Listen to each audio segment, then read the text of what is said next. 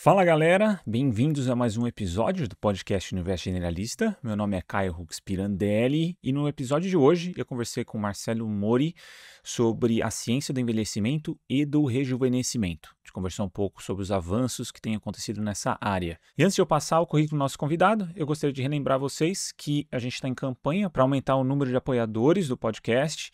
Então, se você tem disponibilidade de ajudar com R$5, R$10 ou qualquer outro valor, é de grande ajuda. Atualmente esse canal é financeiramente insustentável e a gente quer mudar esse cenário nos próximos 6 meses, tá bom?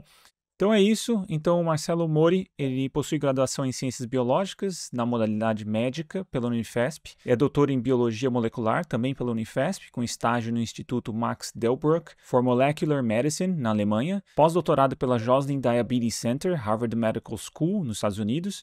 Foi professor adjunto e pesquisador no Departamento de Biofísica da Unifesp de 2011 a 2016 e atualmente ocupa o cargo de professor doutor em Biologia do Envelhecimento no Departamento de Bioquímica e Biologia Tecidual no Instituto de Biologia da Unicamp. Ele atua na área de biologia molecular, com ênfase em metabolismo, dedicando-se principalmente à investigação dos mecanismos moleculares associados à síndrome metabólica e ao processo de envelhecimento. Ele também é ex-membro afiliado da Academia Brasileira de Ciências. Bem, se você está nos assistindo no YouTube, não deixe de curtir, seguir e ativar o sininho de notificação. E se você está nos ouvindo pelas plataformas de áudio, como Spotify, não esqueça de nos seguir por lá para receber notificações de novos episódios. Lembrando também que links para sites, livros e até vídeos que ajudam a entender melhor tudo que foi abordado aqui nesse podcast, nessa entrevista com o Marcelo Mori, estão na descrição do episódio, então não deixe de dar uma olhada também por lá. É isso, pessoal. Fiquem agora com a minha conversa com o Marcelo Mori. Olá, Marcelo. Primeiramente, obrigado por aceitar o convite de estar aqui batendo esse papo e bem-vindo ao Universo Generalista. Obrigado, Caio. É um prazer estar aqui, estou à disposição. Legal. Então, beleza. Hoje a gente tem um tema um tanto complexo, né? Parece uma coisa que atinge todo mundo, que é o envelhecimento, mas é um tema um tanto complexo. Então, vamos tentar navegar o tema a partir do básico, que seria se tem uma definição clara e exata do que é envelhecer biologicamente. É algo simples de responder essa pergunta, Marcelo? Bom, eu não sei se existe um consenso em relação a essa definição, mas a definição que eu gosto mais é uma definição matemática, né, sobre envelhecimento. A definição é que, à medida que passa o tempo, o risco de morte vai aumentando nas diferentes espécies, né? E isso correlaciona diretamente com o processo de envelhecimento, né? Então, existem espécies que, à medida que elas vão ficando mais velhas, ou seja, quanto mais passa o tempo, maior o risco de morte, né? Existem espécies, no entanto, onde isso não acontece, né? Quanto mais tempo passa, o risco de morte permanece constante. Para essas espécies, a gente considera que o envelhecimento dessas espécies é negligenciável. Portanto, já é uma evidência biológica de que o envelhecimento nessas espécies não acontece de fato. A má notícia é que, para humanos como nós, né, o envelhecimento acontece e vai aumentando, esse risco vai aumentando, né, exponencialmente à medida que a gente vai envelhecendo. Então, por isso que o envelhecimento no ser humano, né, em humanos, é algo tão importante, tão impactante, que causa diferentes doenças e que leva à morte, né? Tá. E aí, nesse caso, essa percepção, essa noção de envelhecimento, ela é um tanto descolada de quantos anos de vida você tem. É isso? Porque ele tem vamos dizer assim, tem uma variação de dois indivíduos com a mesma idade, vamos dizer assim, Uhum. né? Então, eles podem ter envelhecimento biológico diferente? Sim, com certeza. O envelhecimento biológico e o envelhecimento cronológico são distintos, né? O tempo o envelhecimento cronológico diz respeito ao tempo, né? Então, o tempo é constante para todo mundo. Só que tem gente que envelhece mais rapidamente, ou seja, o risco de morte vai aumentando mais rapidamente ao passar do tempo. Tem gente que consegue envelhecer mais lentamente, né? E existem essas diferenças. E uma das perguntas principais, né, na nossa área é justamente tentar entender o porquê alguns indivíduos envelhecem mais rapidamente e outros menos, e como a gente consegue determinar isso, né, molecularmente, fisiologicamente, etc. Tá. E aí, hoje existem biomarcadores específicos que determinam a idade, a taxa de envelhecimento do indivíduo? Hoje tem bem estabelecido esses biomarcadores? Existem iniciativas, né, esforços para que esses marcadores sejam bem definidos. Um dos esforços iniciais foram os 9 marcadores do envelhecimento, né, do inglês Hallmarks of Aging, de uma revisão que foi publicada na revista Cell, de bastante prestígio, e que envolve processos biológicos que estão associados ao envelhecimento, né? No entanto, apesar desses marcadores eles acontecerem em indivíduos que envelhecem, eles são pouco quantitativos, né? Na verdade, você consegue quantificar cada um deles, mas você não consegue inferir exatamente se o indivíduo ele é mais envelhecido do ponto de vista biológico do que do outro, somente olhando para esses marcadores. Mas há um tempo atrás, alguns anos atrás, houve um grande avanço na nossa área, né, de envelhecimento com a descoberta do relógio epigenético, né? Bom, só explicando, né, o que é epigenética e como essa epigenética pode se associar ao envelhecimento. Então, a gente tem a nossa composição genética, os nossos genes, o nosso genoma, né, que é variável e tem, de certa forma, uma associação com o envelhecimento, né? Só que essa associação é pequena, é relativamente pequena. Se a gente olhar para a contribuição genética para o tempo, para a determinação do tempo de vida em humanos, alguns dizem aí que beira em torno de 20%. Então, grande parte, 80%, é o ambiente, né, que determina. No entanto, além dos genes, existem alterações moleculares que podem dizer se um gene ele vai ser mais expresso ou menos expresso, né?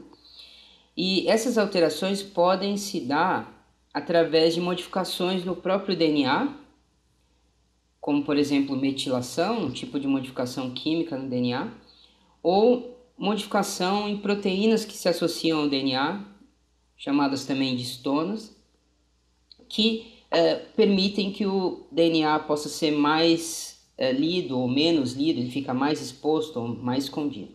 Dessa forma, a célula consegue determinar quais são os genes que vão ser lidos e quais são os genes que não vão ser lidos.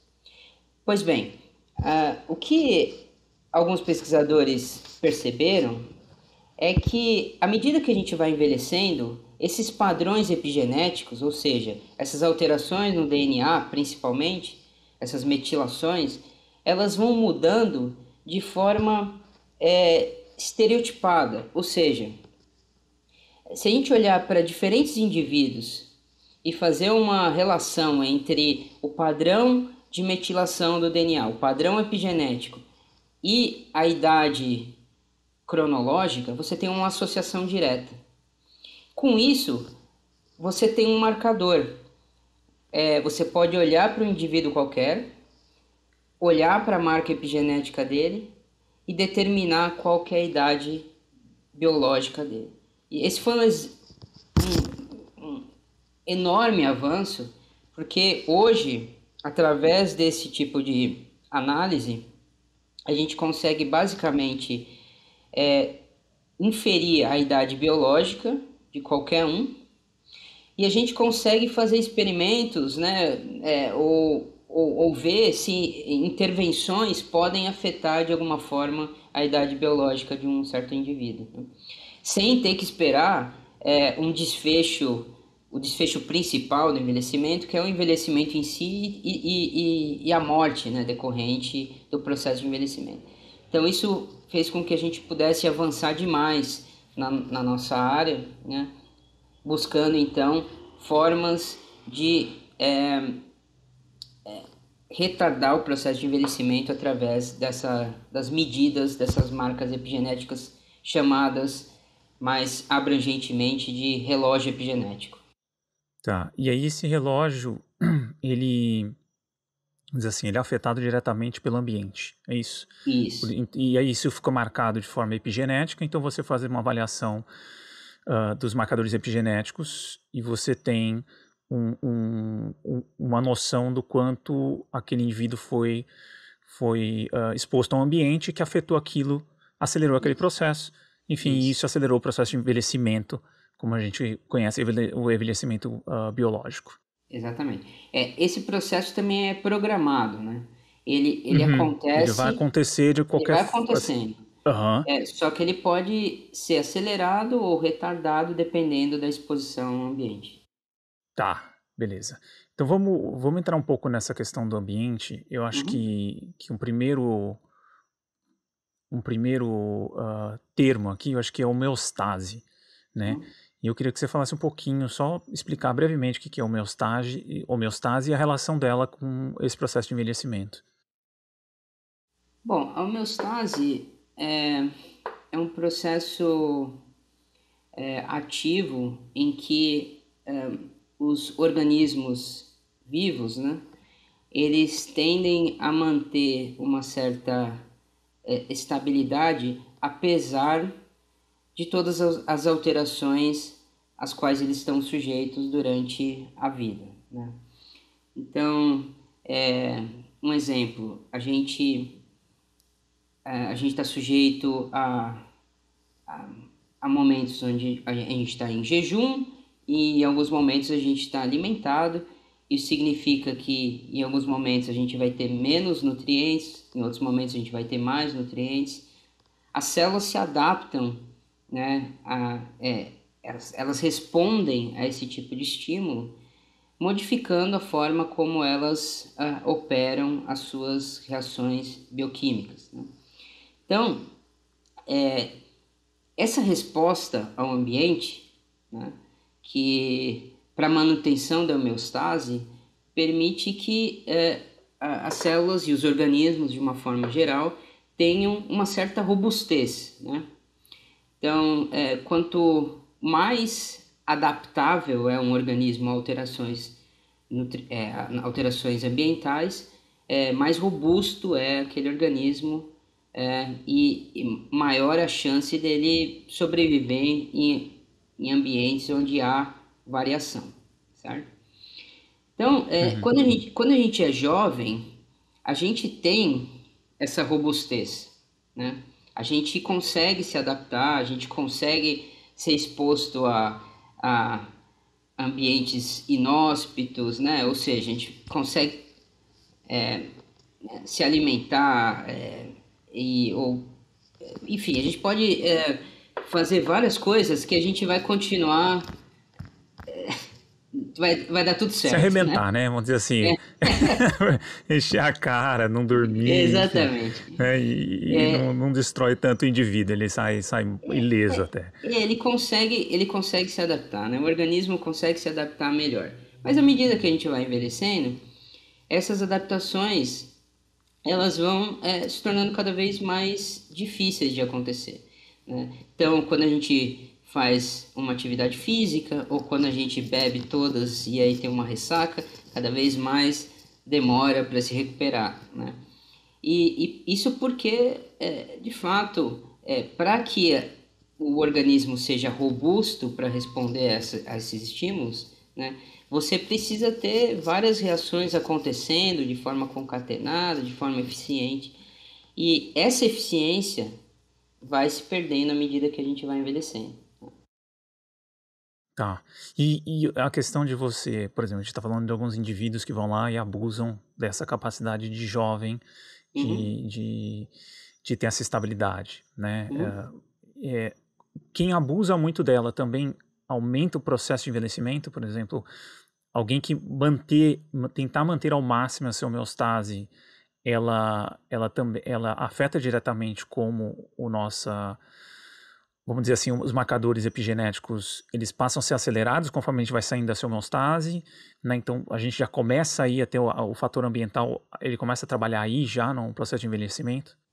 É, é interessante que a resposta para essa pergunta não é simples, né? Tá. Não é tudo ou nada. Por quê? Porque se a gente for pensar, a gente está sujeito a diferentes tipos de estresses que nos tornam mais resilientes também, né? Um Uhum. exemplo é o exercício físico, né? A atividade física constante, recorrente, isso torna a gente mais saudável, mais propício a responder de forma mais eficiente a diferentes tipos de estresse. A mesma coisa acontece com a restrição calórica, a restrição alimentar, né? A a diminuição da ingestão alimentar até um certo nível que não se torne uma desnutrição, né? Em condições particulares, né? Em pessoas adultas, né, bem alimentadas. Existem condições onde a restrição calórica é completamente desfavorável, como por exemplo em gestantes ou crianças em desenvolvimento e tudo mais. Mas em algumas Uhum. condições, esse tipo de estresse pode tornar o nosso organismo mais resiliente. E como isso acontece? Acontece porque a gente provoca o organismo a responder a algum tipo de estresse ambiental. Só que a gente provoca de uma forma sutil, né? E a gente faz isso de uma forma intermitente, permitindo com que o organismo responda àquele estímulo, né? E isso faz com que, quando a gente for sujeito, estiver sujeito a algum outro estímulo agressivo, algum estresse maior, o nosso corpo esteja mais resiliente àquele tipo de estresse, né? É diferente quando você tem o estresse de uma forma crônica, como Aham. por exemplo uma desnutrição crônica, ou um overtraining, ou uma dieta hipercalórica.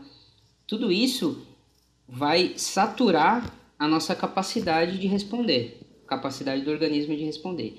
Isso vai causando cada vez mais danos não reparados, e isso vai tendendo a acelerar o processo de envelhecimento. Então, esse processo de envelhecimento, né, depende de como a gente consegue administrar, né, o dano que a gente acaba sendo sujeito durante a nossa vida, né?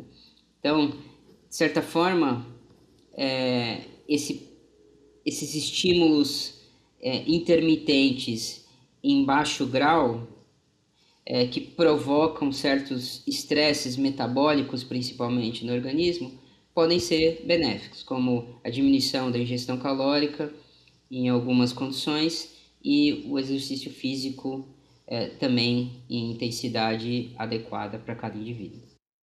E exposição ao calor e frio também? Entra nesse.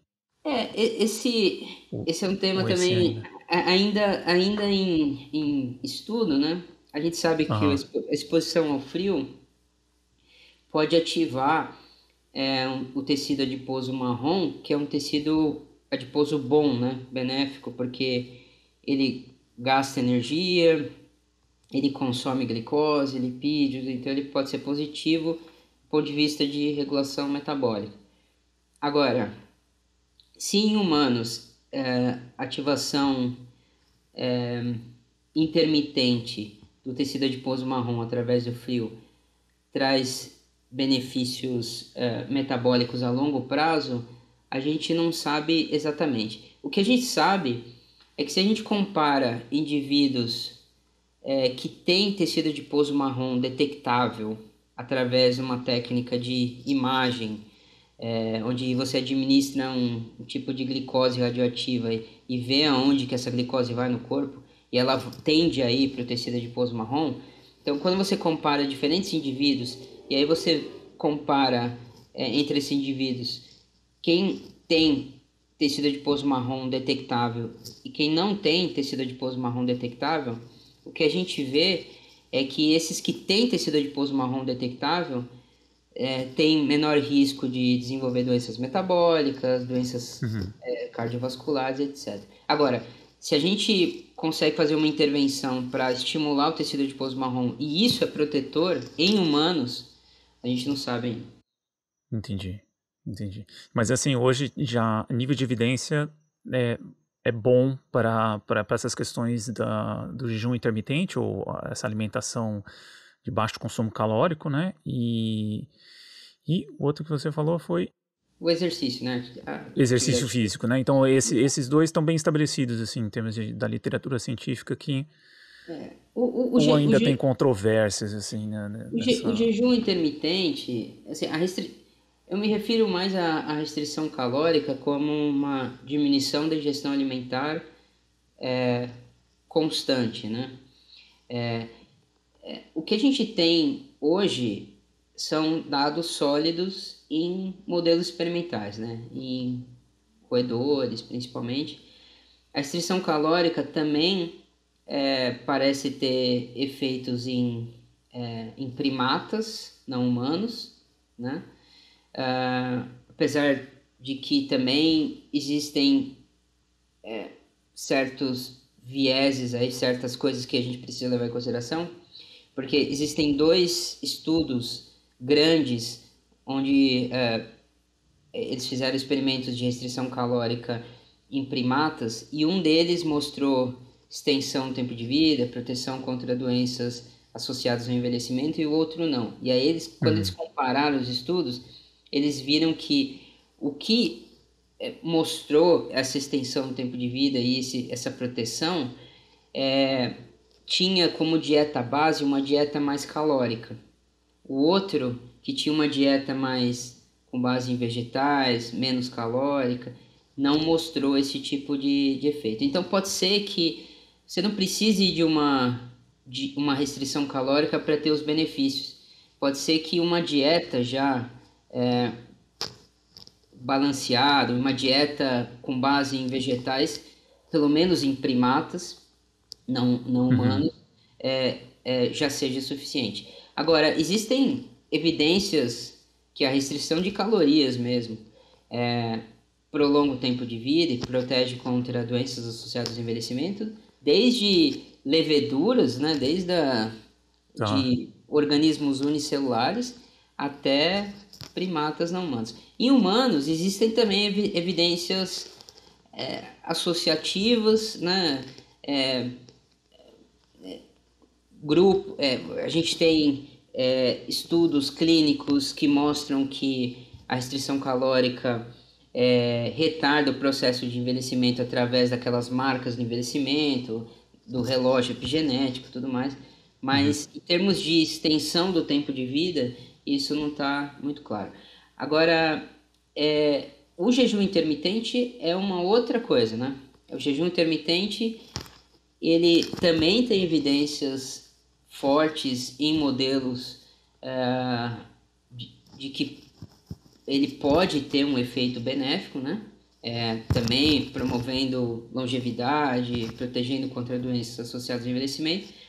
Mas o jejum intermitente acaba sendo bastante difícil de a gente chegar numa conclusão, porque os protocolos são muito diferentes.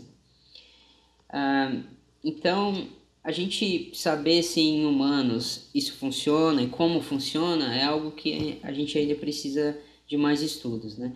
E, de certa forma, isso também precisa vir acompanhado de uma prescrição individualizada, né?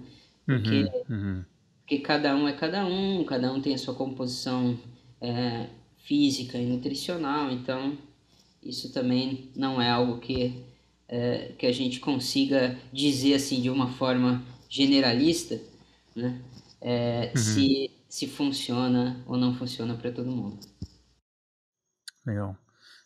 E a questão da dieta, tem alguma questão para algum tipo de alimento, como algo que afete diretamente o envelhecimento, enfim, tem, por exemplo, o consumo de carne ou vegetais, ou as dietas, né, entram naquela dieta do Mediterrâneo, enfim, Uhum. tem algum consenso quanto a isso, assim, qual que seria a dieta, né, que a gente está falando de baixo consumo calórico, mas na hora de consumir, faz diferença que tipo de alimento você está consumindo? Sim, há associações entre populações que consomem um tipo de dieta, como a população mediterrânea, né, a dieta mediterrânea, e a longevidade, ou né, marcadores de longevidade em diferentes tipos de coortes e de grupos populacionais, né? Então parece que a dieta mediterrânea de fato tem algum componente que está associado à longevidade. Agora, o que exatamente nessa dieta está associado à longevidade? E se é a dieta de fato, ou se é o estilo de Uhum, vida associado à dieta, algo que cientificamente é muito difícil de dissociar, né? Agora, de fato, existem vários componentes da dieta mediterrânea que podem, de alguma forma, estar associado à longevidade, né? É, e que individualmente foram demonstrados atuar, de certa forma, protegendo contra doenças associadas ao envelhecimento. Por exemplo, ácidos graxos de cadeia longa e poliinsaturados, né? Que estão bem presentes em algumas em peixe, em óleo de peixe, né? E também alguns grãos. A gente tem também algumas moléculas da família da vitamina B3, que são importantes doadores de NAD, que são moléculas importantes para manutenção do metabolismo energético e que tendem a diminuir com o envelhecimento. Enfim, dá para enumerar alguns componentes que podem estar associados a essa longevidade. Porém, como eu disse, não dá para atribuir a um, dois ou três, ou até a própria dieta, essa longevidade. Talvez seja simplesmente o estilo de vida tá. daquelas populações que consomem essa dieta. Foi um ponto levantado por uma pesquisadora do último episódio, a Michelle Jacob. Ela falou exatamente disso, né? Trabalha com etnonutrição e ela tá falando disso, né? Que, tipo, que às vezes tem uma cultura associada àquele tipo de Exato. alimentação, né? A vida coletiva, a atividade física, enfim, Pois uma é. vida social bem ativa que pode estar relacionada a essa questão também da longevidade e saúde também. É. E, Marcelo, a questão de. Eu dei uma pesquisada e eu vi sobre pico glicêmico também, né? Uhum. Como é que funciona evitar picos glicêmicos também tem essa relação com aumentar a longevidade, enfim, como um protocolo a ser seguido para evitar essa saída da homeostase, por exemplo? Olha, eu não sei até que ponto isso tá bem consolidado, mas claro, a disfunção da homeostase glicêmica, né, ou do controle glicêmico, é algo importante para a longevidade, né? Uhum. A gente sabe que diabetes do tipo 2, principalmente, que é causado pela resistência à insulina, principalmente, a diabetes é uma das características mais frequentes, condições mais frequentes em indivíduos idosos. Então, isso já demonstra a associação entre o descontrole dos níveis de glicose na circulação e o envelhecimento. Além disso, quando você tem muita glicose na circulação, essa glicose ela pode sofrer, ela pode modificar algumas proteínas, algumas moléculas e formar moléculas, produtos de glicação, que a gente chama, que são altamente tóxicos. Isso pode levar a dano nos diferentes órgãos, tecidos e causar também, acelerar o processo de envelhecimento.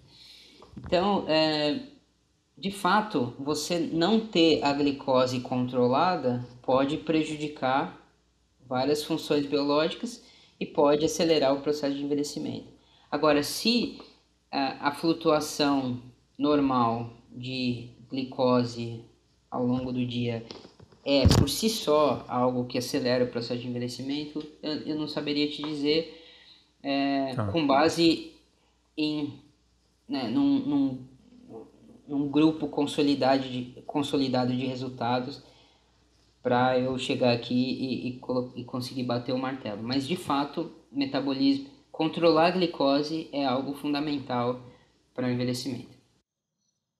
Tá, tá. E você tem trabalhado também, você tem trabalhos, né, acadêmicos em cima de pesquisa em cima da síndrome metabólica, né? Você Uhum. podia falar pra gente o que seria a síndrome metabólica e qual a relação dela com o envelhecimento? Sim. Bom, a síndrome metabólica é uma síndrome, é uma constelação de condições, né, de doenças que normalmente vêm acompanhadas. Por exemplo, diabetes do tipo 2, hipertensão, obesidade, fígado gorduroso, dislipidemia, né? Então, aumento de colesterol no sangue, triglicerídeos.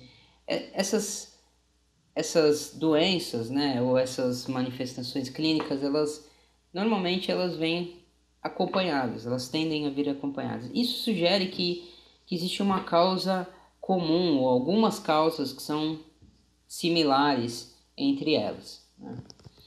Agora, o que é interessante também é que com o envelhecimento você vê coisas parecidas. Você vê também uma constelação de condições clínicas que aparecem, né? E que são similares ao que acontece com a síndrome metabólica. A síndrome metabólica também, apesar de não englobar doenças como câncer, Alzheimer, na própria síndrome, a gente sabe claramente que a obesidade, diabetes, doenças cardiometabólicas, elas também são fatores de risco para diversos tipos de câncer e para doença de Alzheimer, que são doenças também bastante associadas ao envelhecimento. Então, com isso, a gente conclui que existem condições comuns que podem levar à síndrome metabólica e ao envelhecimento, e quiçá essas condições também são comuns entre o envelhecimento e a síndrome metabólica. E a gente sabe que tanto o envelhecimento quanto a síndrome metabólica se dão por problemas no metabolismo, na nossa capacidade de lidar com nutrientes. Eu estava até dando um exemplo agora sobre a capacidade de lidar com glicose, mas o metabolismo vai além do controle da glicose, né? O metabolismo é como as células conseguem lidar com as suas diferentes vias, né, para geração e utilização de moléculas que são necessárias para a manutenção da homeostase, que eu estava explicando anteriormente. Então, de fato, alterações metabólicas estão diretamente associadas e em vários modelos experimentais já foram relacionadas diretamente, ou seja, tem um papel causal no processo de degeneração que leva tanto a síndrome metabólica quanto ao envelhecimento. Então essas coisas a gente tende a ver, né, no nosso grupo, no nosso laboratório, a gente tende a estudar o metabolismo, a disfunção metabólica como causa primária da síndrome metabólica e do envelhecimento e tenta entender como que essas coisas estão conectadas. E isso tem alguma relação com imunidade também, com o sistema imune, a questão metabólica? Com certeza. O sistema imune, né, outra coisa que é afetada pela síndrome metabólica ou pelo envelhecimento é o sistema imune, né? A gente viu aí na pandemia de Covid-19 que os principais indivíduos, os indivíduos com maior risco, né, de desenvolver a doença na sua forma severa, eram indivíduos com problemas metabólicos, né, obesidade, diabetes e indivíduos idosos. Né? Por que eles desenvolvem esses indivíduos acabam desenvolvendo essa doença mais grave? Porque o sistema imune não responde tão eficientemente. Né? Então a gente sabe que com o envelhecimento a gente vai perdendo a capacidade do sistema imune de responder de uma forma eficiente tanto a agressores externos quanto a alterações na homeostase interna. Porque o sistema imune não só é importante para proteger a gente contra patógenos, contra vírus, bactérias, fungos, etc., mas também é fundamental para manter a nossa homeostase. O sistema imune é fundamental, por exemplo, para proteger a gente contra desenvolvimento de tumor, né? Câncer. Tanto que a gente tem imunoterapias que tentam usar o sistema imune para tratar o desenvolvimento de algum tumor. Então, o sistema imune é fundamental para manter essa homeostase. Agora, à medida que a gente vai envelhecendo, ele vai se tornando disfuncional. Ele vai respondendo de uma forma menos eficiente a alguns agressores e ele vai respondendo de forma mais exagerada, né?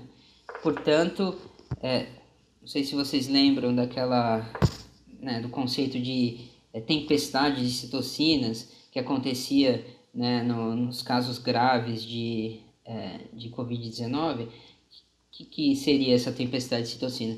O sistema imune respondendo de uma forma muito agressiva ao vírus.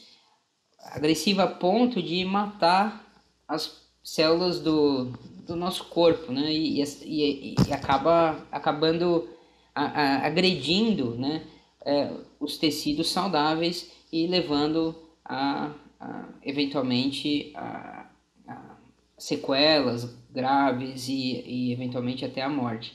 Então, como que o metabolismo entra nisso tudo? O sistema imune, para responder eficientemente, ele precisa de nutrientes. Ele precisa usar nutrientes específicos, né, para responder de uma forma eficiente. A gente também teve um trabalho publicado aí durante a pandemia que mostra que a hiperglicemia leva células do sistema imune, chamadas de macrófagos, a responder mais agressivamente, produzindo mais citocinas de uma forma mais inflamatória, gerando aquela tempestade de citocinas que está associada à agressividade, à severidade da Covid-19, certo? Então, se você muda os níveis de nutrientes, se você tem muita glicose no sangue, o sistema imune pode responder de uma forma mais agressiva e pouco específica.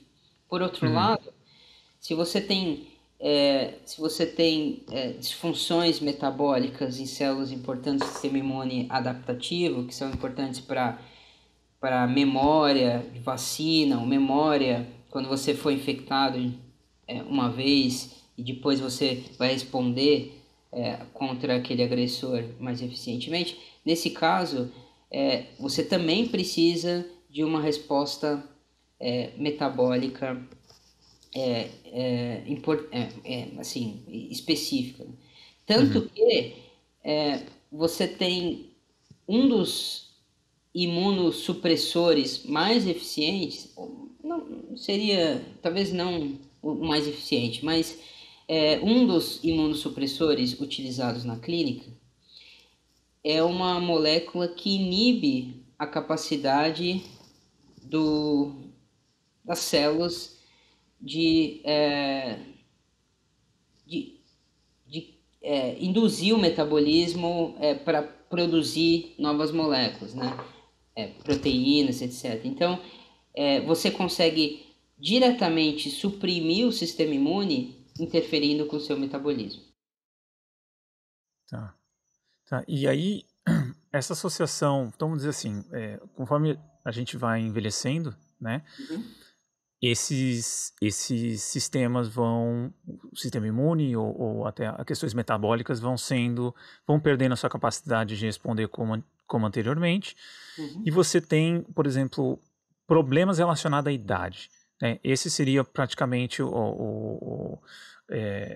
essa questão do envelhecimento é que ele leva a problemas de saúde que levam à morte, né? E Uhum. a gente volta lá no nosso processo anterior, né? Isso. Então, a gente pode colocar a questão de o controle do envelhecimento como esse processo de evitar com que a gente adoeça ao longo do tempo. Essa seria praticamente a perspectiva sua, né, em termos de pesquisa, seria isso. Seria tipo, se a gente conseguir retardar, ou se a gente entender esses mecanismos de envelhecimento, a gente conseguir fazer intervenções, a gente automaticamente vai estar lidando melhor com síndromes metabólicas e com questões imunes a longo prazo. Seria mais ou menos o raciocínio, é esse, está correto? Isso, exatamente. Entendendo como que o envelhecimento ele, ele é acelerado por disfunções metabólicas, a gente poderia encontrar mecanismos para evitar que essas disfunções metabólicas aconteçam, tanto através de intervenções farmacológicas quanto não farmacológicas, promovendo então assim uma extensão do tempo de vida saudável, né? Então esse é o Tá. nosso principal objetivo. Ah, e você tem bastante pesquisa na área em relação a tecido adiposo, né? É, qual que é a relação assim que tem entre o tecido adiposo, expectativa de vida, obesidade? Como é que você tem de pesquisa em torno disso? Bom, o tecido adiposo ele ele é um tecido importante em diferentes contextos, né? Ele é importante porque ele acumula gordura, ele acumula energia na forma de gordura. Isso, apesar de a gente achar que o tecido adiposo é ruim, porque a gente quer evitar aqueles pneuzinhos lá, aquela, né?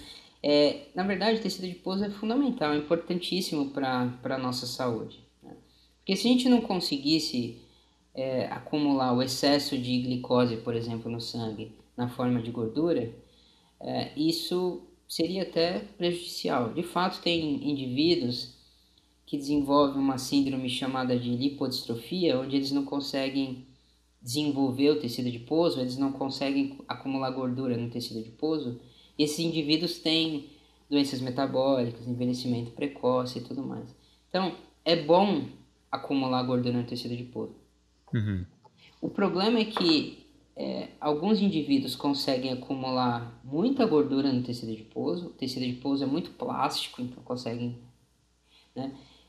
Vocês já devem ter ouvido falar na obesidade saudável. Na verdade, você tem vários indivíduos que são obesos, mas que não manifestam, pelo menos a curto ou médio prazo, doenças metabólicas claras, né? Uhum. Pega lutador de sumô, São indivíduos que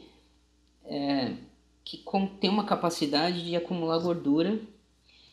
Isso acaba sendo positivo. Só que o problema é quando você limita o seu reservatório de gordura no corpo. E isso depende da constituição genética de cada um e da exposição ao ambiente. Então, eu tenho um certo limite de reservatório, você tem outro limite, né?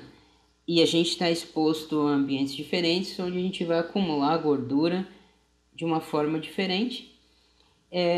O meu limite pode ser alcançado mais prematuramente em relação ao seu, e isso acaba levando a doenças metabólicas, no meu caso e não no seu. Então, a obesidade em si, ela pode levar a doenças, né? Em grande parte por conta dessa capacidade do tecido adiposo, da limitação da capacidade do tecido adiposo de acumular gordura. Isso é uma das coisas. Outra coisa é que o tecido adiposo, ele também é um tecido que secreta moléculas que são fundamentais para controlar o funcionamento do organismo como um todo. Então, por exemplo, o tecido adiposo, quando ele começa a expandir, acumular gordura, ele secreta hormônios que podem chegar lá no cérebro e dizer assim pro nosso cérebro, é melhor parar de comer, né? Diminuir a ingestão alimentar, aumentar o gasto energético, porque a disponibilidade de nutrientes aqui está grande, né? Então, esse tipo de comunicação é importantíssimo para controlar a saciedade, para controlar o gasto energético. Fora outros tecidos que são também sensíveis a moléculas que são secretadas pelo tecido adiposo. Então, o tecido adiposo acaba sendo um termostato metabólico do organismo, né? Ele vai sinalizar para o organismo, tem muito nutriente, tem pouco nutriente, né? Então, ele pode sinalizar para o osso, para o músculo, para crescer quando o tecido adiposo está crescendo, né? Porque o indivíduo, quando ele ganha massa adiposa, ele ganha peso, ele precisa também aumentar a sua massa magra para sustentar aquele peso. Então, esse tipo de mecanismo o tecido adiposo faz. E estudos no começo dos anos 2000, eles mostraram que alterações genéticas específicas ao tecido adiposo em camundongos, mais especificamente uma deleção do receptor de insulina, né, que é importante para a função do tecido adiposo, para acumular gordura, etc. Quando o receptor de insulina era deletado somente no tecido adiposo, o camundongo vivia 18% mais.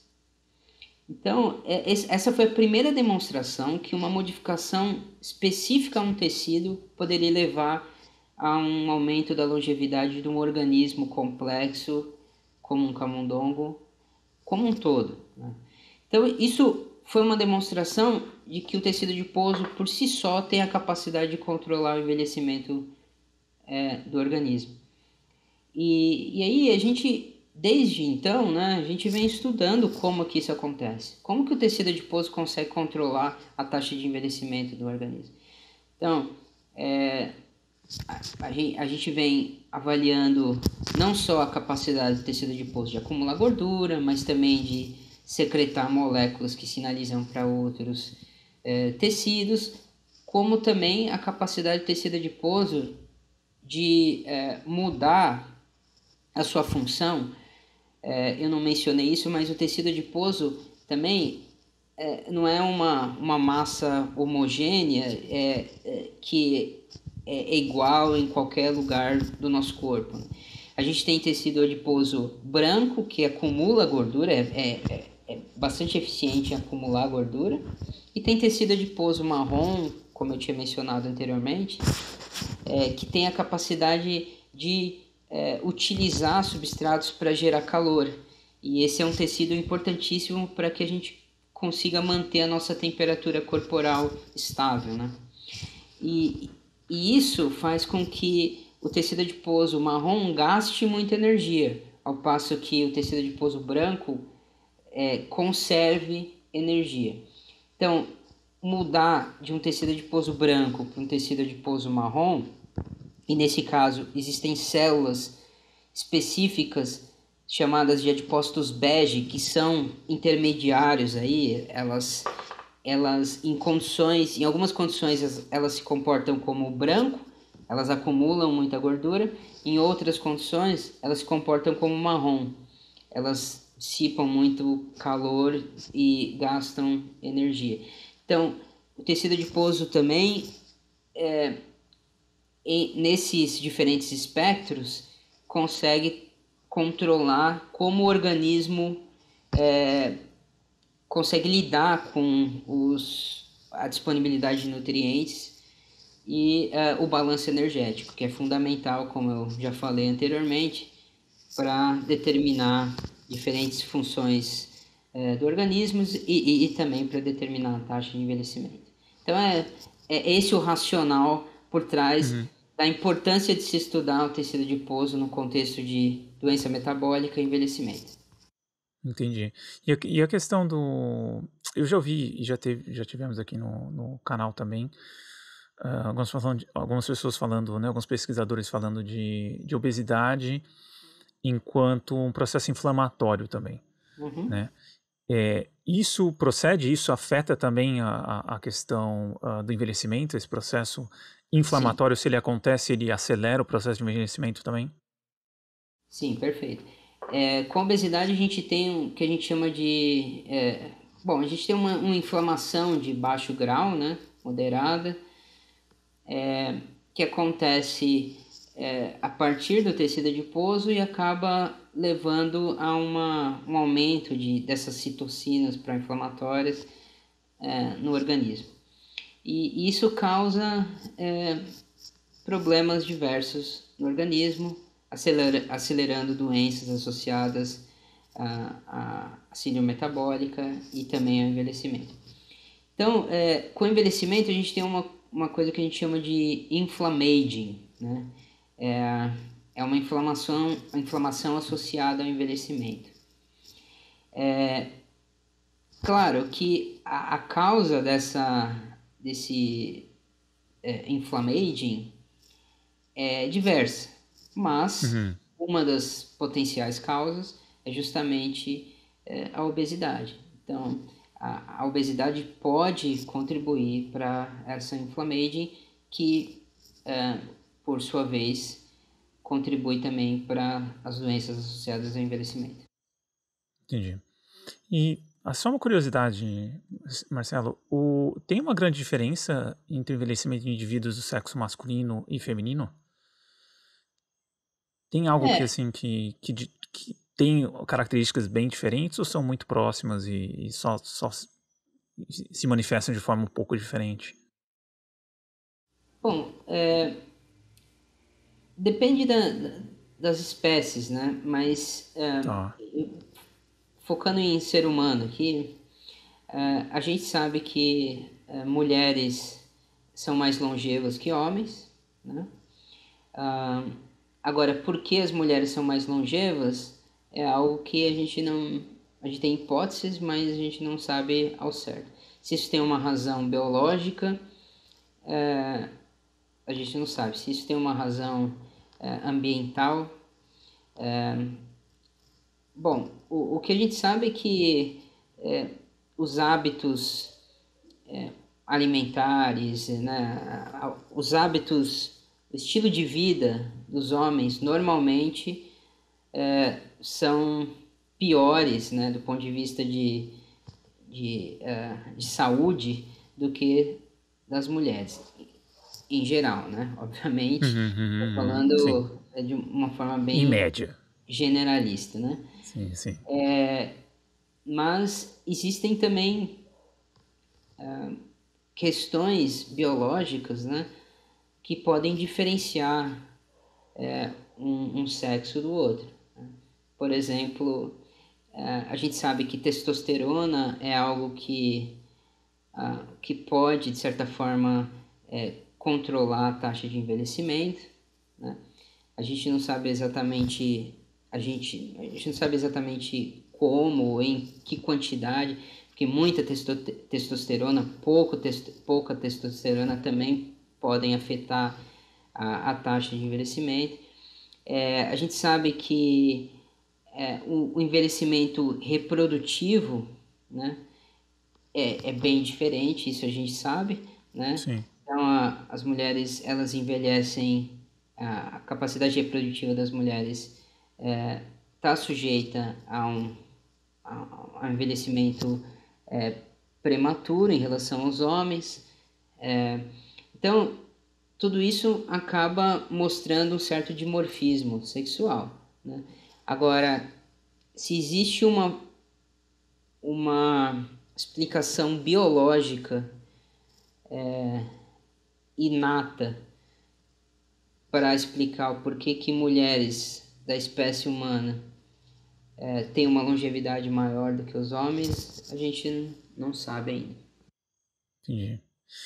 Então tá. Então assim, Marcelo, só para a gente resumir até aqui. Então aqui a gente falou um pouco sobre fatores ambientais que também afetam o envelhecimento. Então se a gente for dar uma resumida geral, a gente tem essas questões ambientais que a gente pode controlar e a gente sabe, por vias delas, numa soma geral delas, que elas tendem a retardar ou diminuir a taxa de envelhecimento do indivíduo, né? Isso a gente vê, enfim, entre meus amigos mesmo de faculdade, né? Tem, de acordo com o estilo de vida, com questões alimentares e ambientais, sim. Eu acho que se for fazer um relógio, for ver o relógio epigenético de cada um, vai dar uma bela diferença e com isso vem associado doenças, enfim, tem várias questões associadas. E aí a gente entra no outro ramo, que é essa parte de controle do envelhecimento por outras vias, ou, por exemplo, por zerar ou diminuir, ou de alguma coisa, de uma forma retardar, ou dar passos atrás no relógio epigenético. Porque assim, eu sendo bem sincero contigo, eu pesquisando para essa entrevista, eu caí no David Sinclair, que é o cara que é o Bambambam. E para ele, assim, ouvindo ele, tá na esquina, né? Essa parte de reversão do envelhecimento, enfim, por vias mais drásticas, de realmente rejuvenescer 20 anos, 15 anos, 10 anos que seja, parece ser uma coisa muito palpável e muito próxima para ele. Eu sou um pouco cético por natureza já desse tipo de coisa. Então, eu queria saber de você como é que está esse processo hoje de realmente dessas ferramentas mais avançadas de rejuvenescimento, o que dá para confiar, o que não dá, realmente estamos dando passos largos em direção a elas ou não. Queria um geral seu assim sobre isso, até se possível falar um pouquinho do David Sinclair, se realmente é um cara que eu sei que ele faz pesquisa na área, mas enfim, quando ganha o espaço midiático, acho que tem outros divulgadores científicos também nessa área, tem um neurocientista também que vira e mexe, começa a apontar vitaminas e coisas que não tem tanta evidência, enfim, começa a misturar tudo, um pouco evidência de qualidade com evidência de baixa qualidade para vender alguns produtos. Mas enfim, eu queria saber de você o que tem realmente de tecnologia sendo desenvolvida hoje para esse processo de retardo do envelhecimento. Sim, claro. Bom, só fazendo um histórico breve dessa área de envelhecimento, né? Essa área de envelhecimento ela sofreu um boom enorme na década de 90. Ela se iniciou principalmente com a genética do envelhecimento se iniciou através da descoberta em nematóides cérebros, um verminho de vida livre, que é bastante estudado nessa área, que acabou levando à descoberta de que uma mutação em um único gene levava o verme a viver 2 vezes mais, em média, né? E aí depois eles foram ver que esse gene ele codificava uma proteína que era conservada. Na verdade é o receptor de insulina ou de IGF-1 que é o mesmo receptor que foi nocauteado lá no adipócito e que levou ao aumento da longevidade. E isso aconteceu subsequentemente. O que a insulina faz? A insulina controla o metabolismo celular, principalmente o metabolismo de glicose, de lipídios, mas é importante para isso. E o receptor de insulina também, ele tem um outro, em mamíferos, ele tem um outro receptor que é muito parecido com ele, que acaba atuando, que é o receptor de GF1, e GF1 é um fator de crescimento.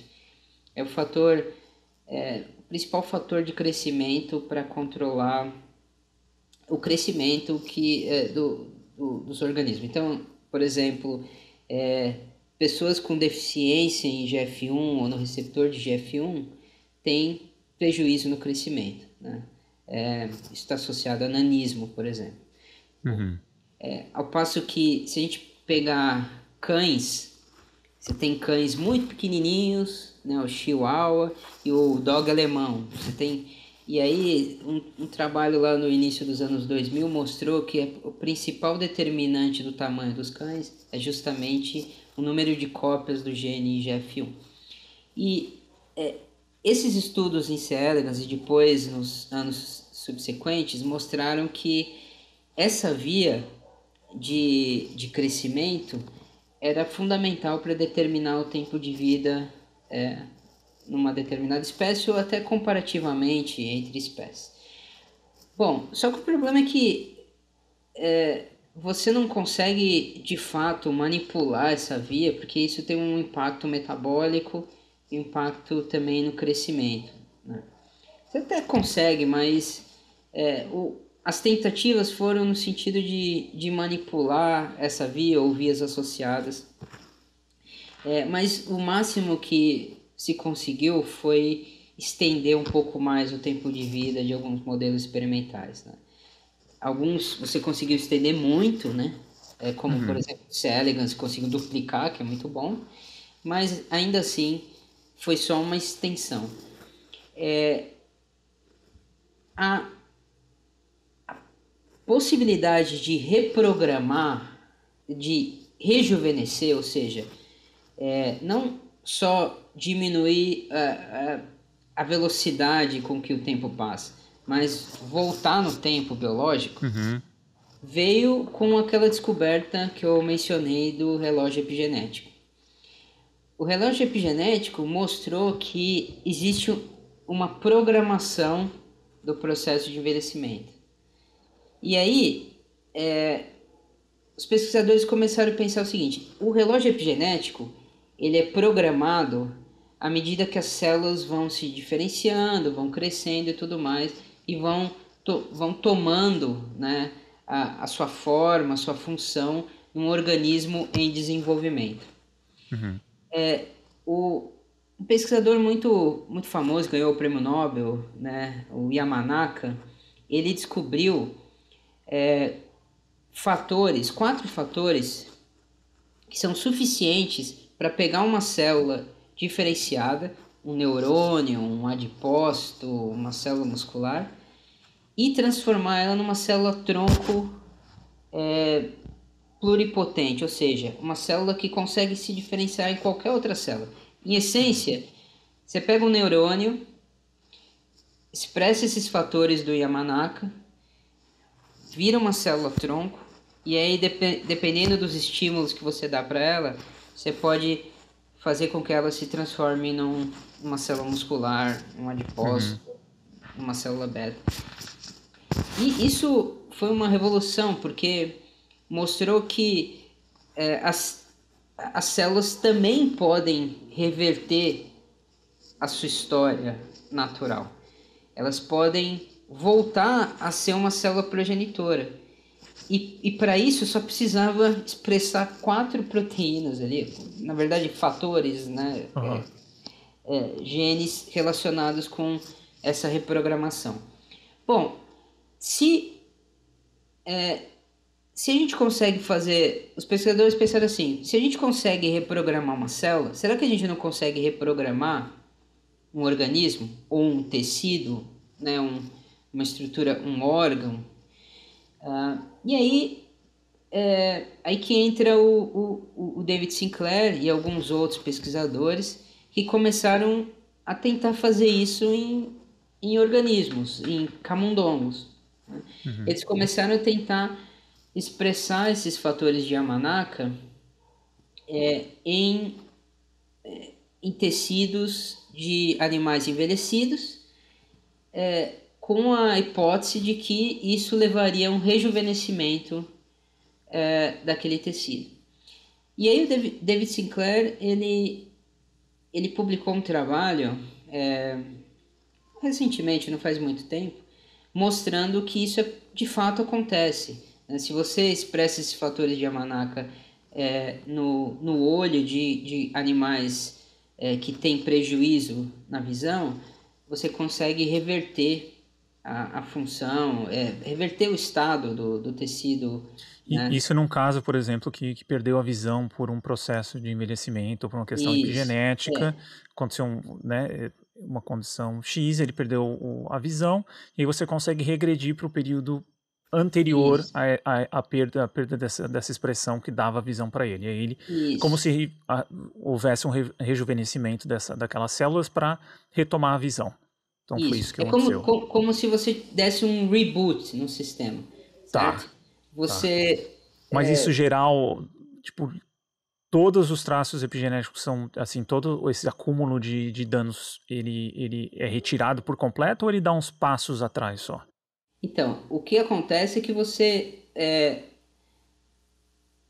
reverte ao zero, Tá, né, o zero. essa Tá. marca epigenética, Aham. e aí ela se reprograma a partir de estímulos do ambiente. Então, não é um negócio que...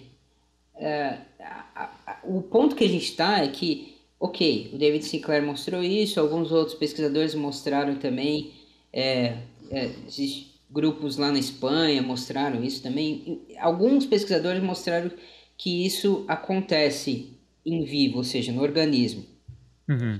Você rebuta o sistema, apaga as marcas epigenéticas e as células se reprogramam, só que elas se reprogramam de uma forma a manter a idade biológica de um organismo mais jovem, certo? Tá.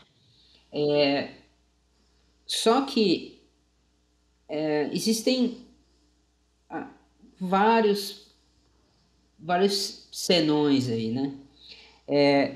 Por exemplo, não é só reprogramação epigenética que determina o envelhecimento. A gente sabe, por exemplo, que com o envelhecimento a gente tem acúmulo de dano ao DNA, dano Uhum.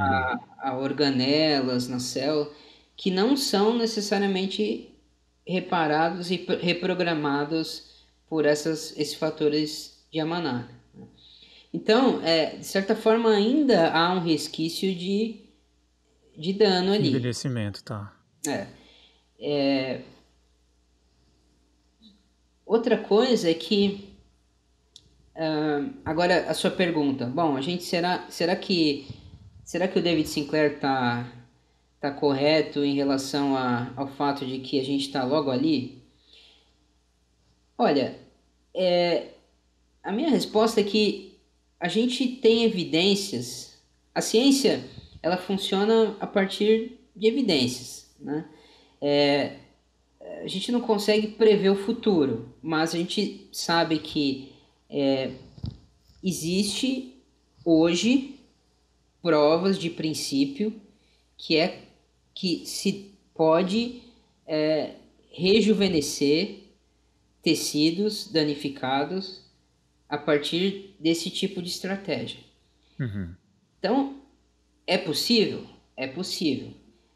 A gente consegue rejuvenescer de forma permanente ou completamente? Não sei. Ninguém sabe ainda.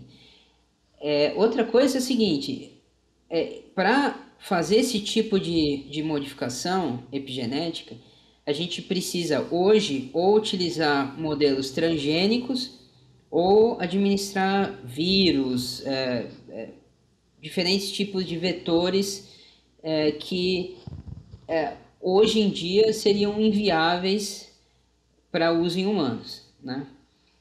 Então, por mais que a gente teve um avanço aí significativo com vacina de RNA mensageiro, isso pode vir um dia Aham. a ser utilizado para entregar esses fatores de Yamanaka. Enfim, de fato, é um momento, né, da área de envelhecimento e de rejuvenescimento muito promissor. É algo que, assim, o futuro promete. Não é à toa que a Altus Labs, não sei se você ouviu falar, é uma empresa que tem um capital que dizem ter vindo do investimento do Jeff Bezos e de alguns outros bilionários. A Altus Labs um instituto de pesquisa que começou, né, uma startup que começou com um orçamento de, não sei se foram 3 ou 6 bilhões de dólares. E o foco da Altus Labs é justamente estudar o rejuvenescimento através da reprogramação epigenética. Então, assim, é promissor, e agora a gente precisa de mais estudos para tentar entender qual que é o alcance disso, qual que é a viabilidade terapêutica disso. E só para terminar, você perguntou sobre o David Sinclair. O David Sinclair é um cientista de fato, né? Ele está envolvido Sim. nessa área já há muito tempo, desde a descoberta do resveratrol. Ele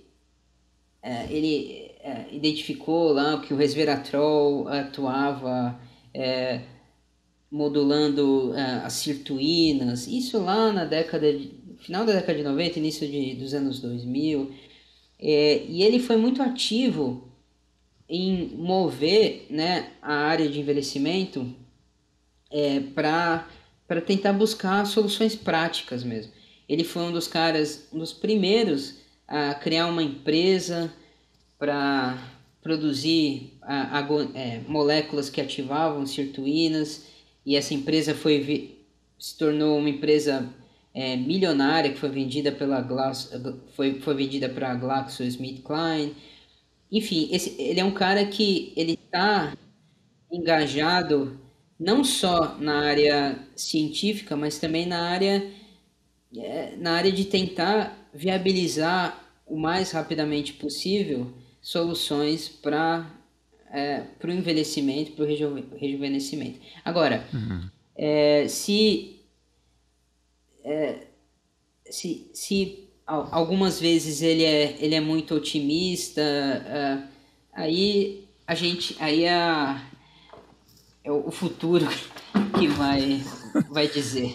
Sim, sim, sim.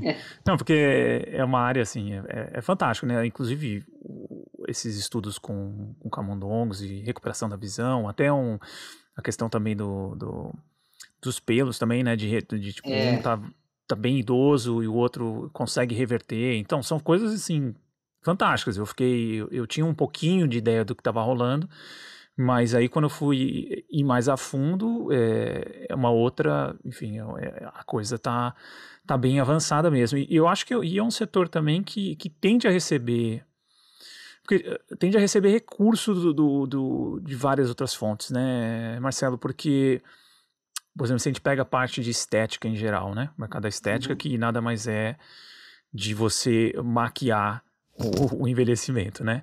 E ele assim, movimenta uma quantidade absurda de dinheiro no mundo todo, né? E eu acho que a parte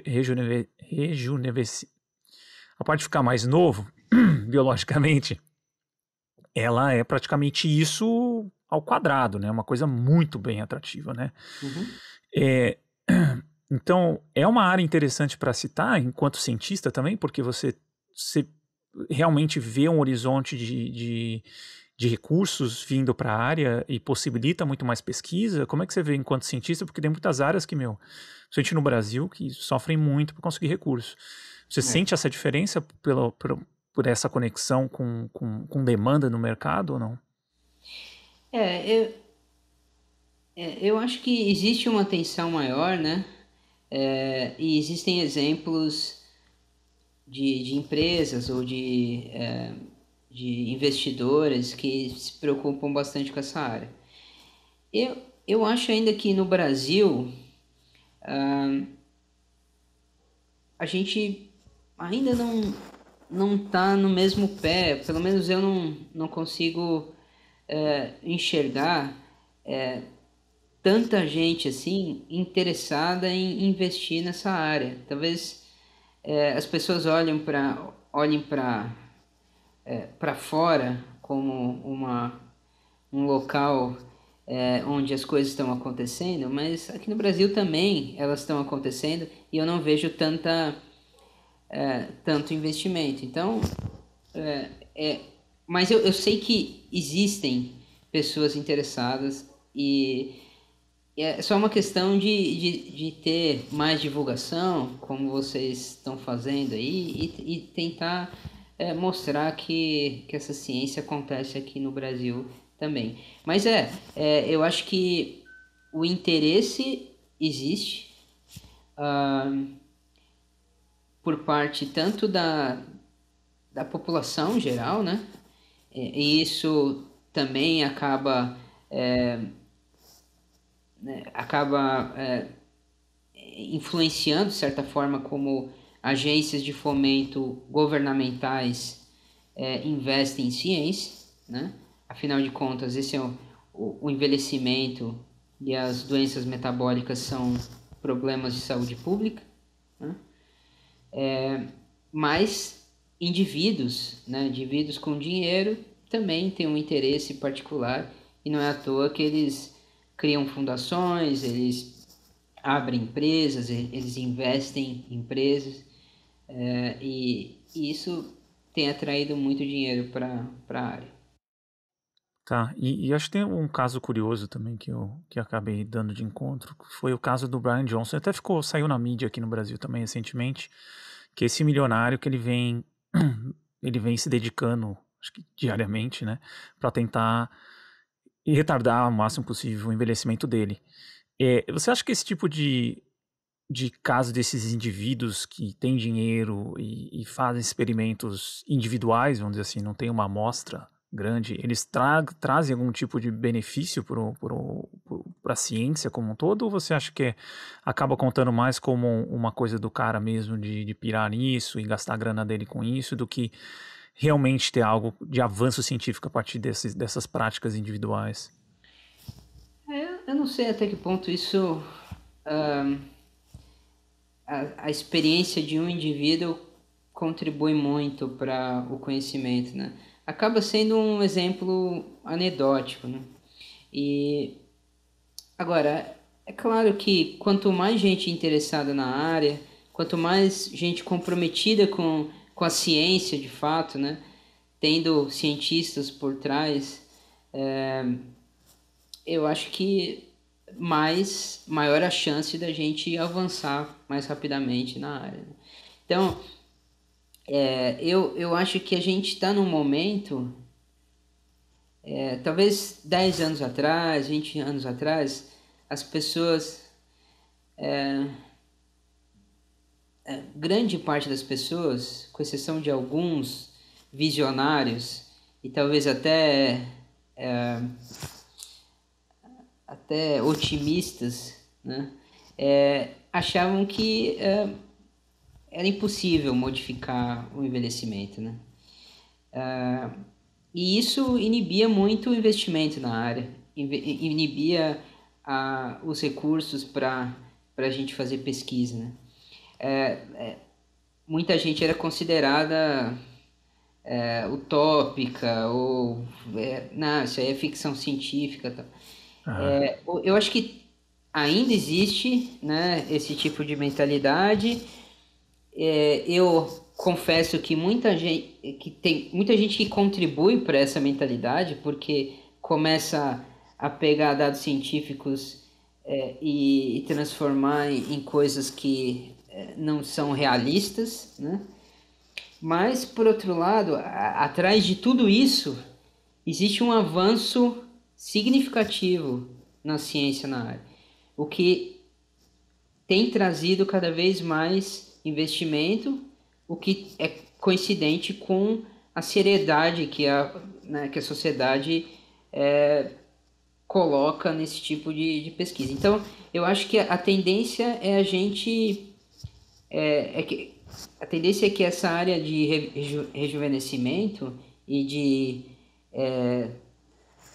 intervenções que promovam longevidade se tornem cada vez mais baseadas em ciência, né? E menos sujeitas a oportunismo, a charlatanismo, essas coisas que vêm, né, que tem prejudicado muito a área também. Sim, sim. Inclusive, quando a gente fala de termos como epigenética e tudo mais, é que nem a física quântica, assim, né? Praticamente na física, acho que epigenética na sua área é a bola da vez do charlatanismo, né? Acho que você botar epigenética aí no Instagram, você vai ver um monte de absurdo, né? Então, tem que ter essa cautela de referência científica, né? Então, por isso que eu até perguntei do David Sinclair por causa disso. É um cara de Harvard que faz pesquisa, né? Tem inúmeros artigos publicados, então eu queria tirar essa dúvida. E aí eu queria fechar contigo, Marcelo, aproveitando que tem 10 minutinhos no nosso teto aqui, para perguntar para ti assim, porque quando eu adentrei esse universo também, comecei a ver que realmente existem evidências de que a coisa está andando, surgem inúmeras questões, né? De tipo, vamos dizer assim, que realmente as pessoas conseguem, a gente consegue realmente rejuvenescer de uma forma drástica daqui uns 10, 20 anos, vamos supor. Como você imagina esse cenário, cara? Se você imagina isso sem nenhum problema social? Eu acho que são duas coisas, né? Vamos quebrar em duas perguntas. Eu acho que assim, isso seria acessível? Você acredita que isso seria acessível para a partir de ganho de escala e tudo mais, seria assim como o teste de DNA hoje está se tornando cada vez mais acessível? Você acha que essa tecnologia estaria acessível? E você vê algum cenário... Porque para mim é muito louco, cara, pensar que, sei lá, meu pai pode daqui 10 anos retardar o envelhecimento dele para voltar, sei lá, a um marco de 50 anos de idade que seja, já é uma coisa inacreditável, né? E como é que você imagina esse cenário? Tá? Então seriam essas duas questões, assim, são mais uma questão mais de curiosidade mesmo. De novo, né? O futuro é difícil a gente prever, mas eu concordo com você que se em algum momento a gente conseguir ter uma intervenção efetiva que promove rejuvenescimento, isso vai ter um impacto geopolítico, econômico gigantesco, né? E não é à toa que você tem investimentos grandes por parte de empresários, de empresas bilionárias, como, por exemplo, Jeff Bezos, a própria Google, né, abriu também há um tempo atrás um